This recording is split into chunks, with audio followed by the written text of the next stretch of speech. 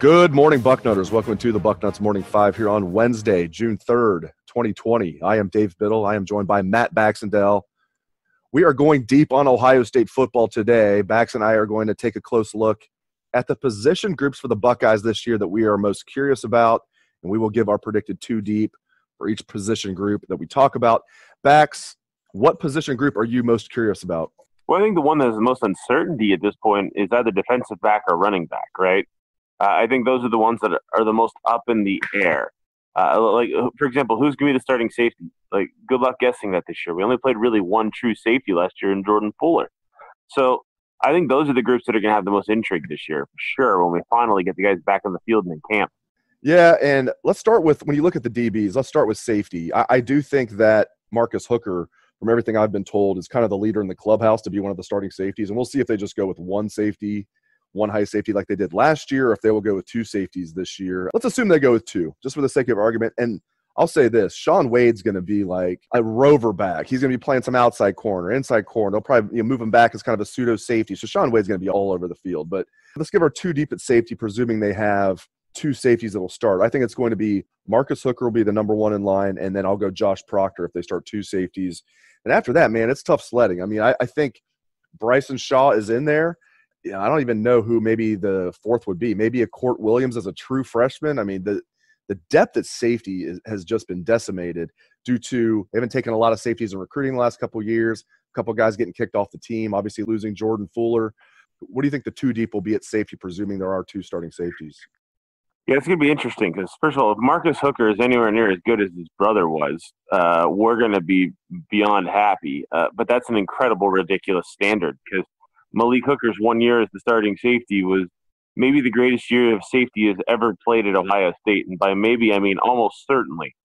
That year was – like Malik Hooker's 1 year in college starting was, to me, one of the most pinnacle level years I've ever seen. But that was an incredible secondary, by the way. That was like the same year that Marshawn Lattimore only played his one full year of health. And he ended up, of course, going to the NFL and being the highest-rated cornerback in the NFL as a rookie. So there's a lot to live up when we talk about Malik Hooker in any way, shape, or form in college. I'm interested to see how Proctor turns out, though, because this is a kid who multiple coaching staffs have looked at and said, we think he has all the tools to be a star. We have all the tools to be a star. All the tools to be a star. Well, then what's holding him back, right? Like when we get to campus, this is his shot to be the star. Either that or he's going to get passed up in the depth chart. I have to think Proctor's going to be on the field this year. I also agree with you. I think they're going to see more of them playing the two high safety look versus what they did last year. I mean, let's face it. You had 3 first-round corners last year. You had to keep them on the field. Because, of course, Shaun Wade's going to be a first-rounder next year, and we saw how Damon Arnett and Jeff Okudah went this year. So I have to think they're going to see a little bit more of a traditional look with two safeties. But at the flip side, I mean, outside of Hooker and Proctor, you're right. Bryson Shaw is the next one in line. You could see a guy – I don't know.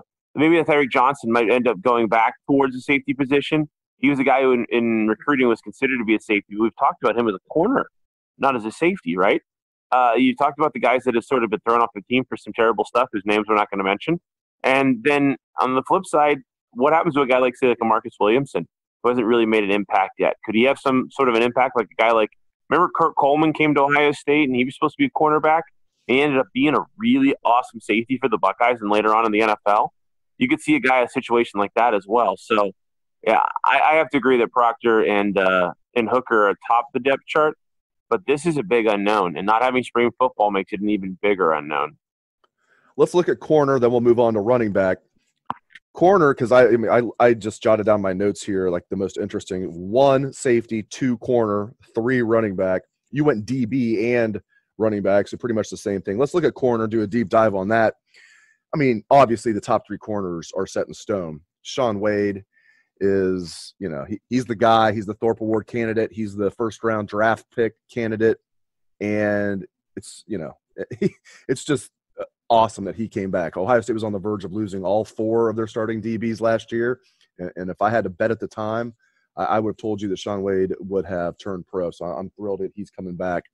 And, you talk to anybody over there at the WAC, players, coaches, anybody, sources, Sevyn Banks is a player that's in for a big year this year as a junior. They also like Cam Brown a lot as a junior. So those are your top 3. Those guys are etched in stone from what I've been told. Bax, who do you think who will round out the depth chart there, the 2 deep? You think it'll be Tyreek Johnson, as you mentioned? If he doesn't move to safety, you think it might be Marcus Williamson, maybe one of the younger guys? Who do you think is going to round out the 2 deep at corner? Yeah, well, this is one where, you have to think that absolutely it's going to be Banks and Wade as the top 2. And Cam Brown is loved by the staff. You've heard nothing but good things about him. So even if we haven't seen a lot on the field from him, they're going to certainly give him more of a position of trust going into the season when there's no camp for anybody to try to even keep up with them. So those 3 are, like you said, they're kind of the 3 that to me are going to get most of the run.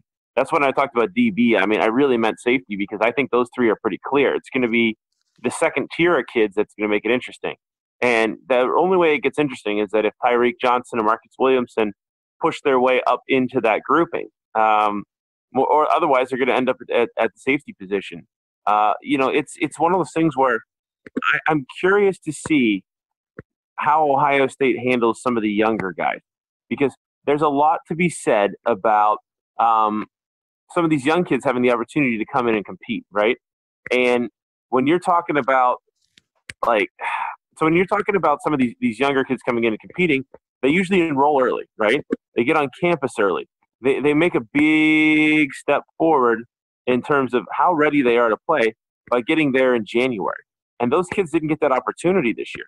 And that's going to really change things.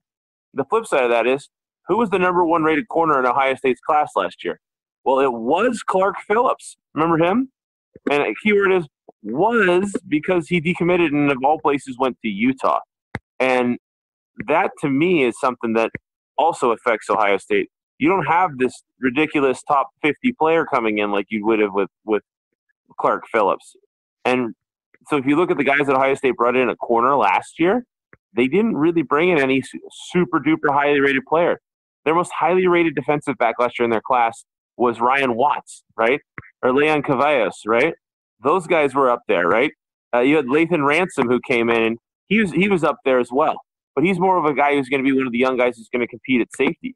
So the bottom line is, you don't really have these guys who have had the opportunity in spring ball to force their way up, nor do you have a can't miss, without question guy who's going to be immediately on the field and ready to play as a freshman. Like, hopefully these guys turn out that way. That'd be amazing. But you have to have time to really force your way into a role, especially at a position like corner where there's 3 guys who are clearly going to be on the field no matter what right now. Let's get into running back now.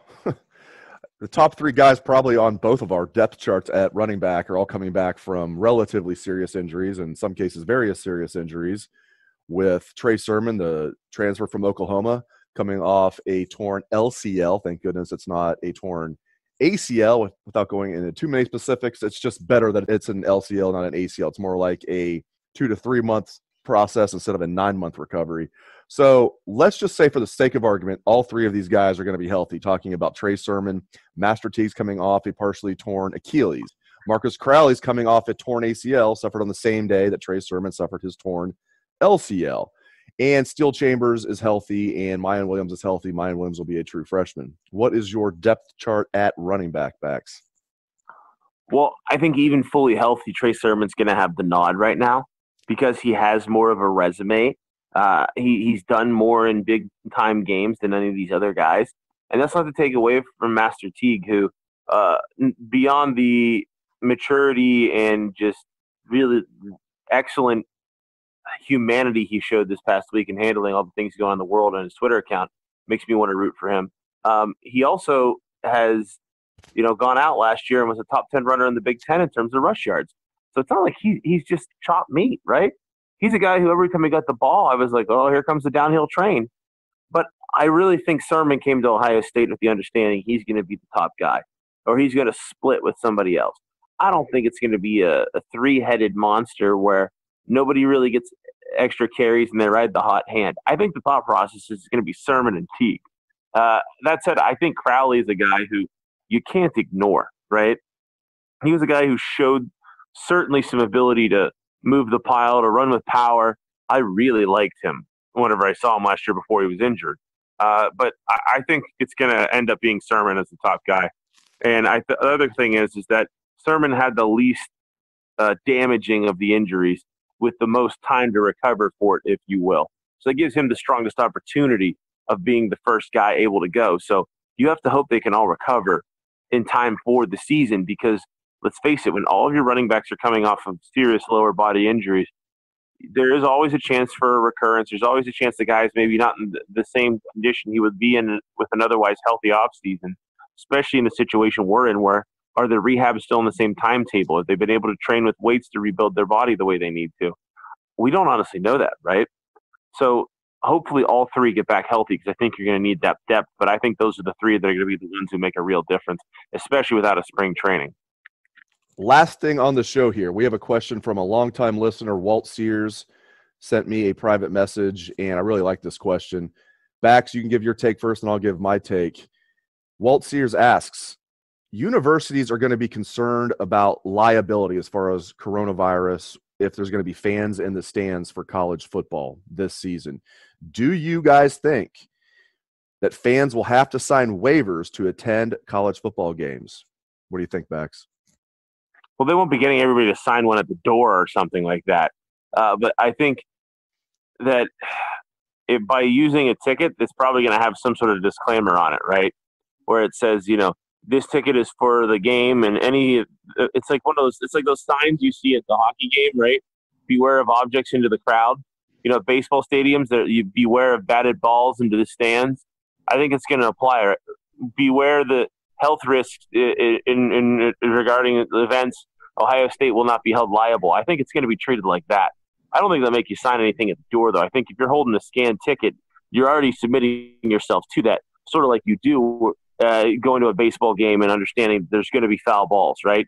You go to an Ohio State game, you understand there's going to be a lot of people around you that may or may not have the coronavirus or may or may not be contagious. But that's the truth with anything. I mean, you can easily get the flu in these sort of settings too, especially when the weather gets bad again. So I think it's just going to be a part of the general hazard liability that the schools try to declare themselves, and all pro sports teams, really, and concert venues, are going to declare themselves not liable for. They can't control what individuals do when they enter the venue. They just simply say, you have to follow our rules while you're here. And whether those rules are going to be that there's social distancing or not during football season, we don't know. Let's face it, America's not exactly distancing itself socially in the streets right now. So who knows if that's going to carry through into the fall. But at the end of the day, it's going to be like your general liability going to a sporting event, right?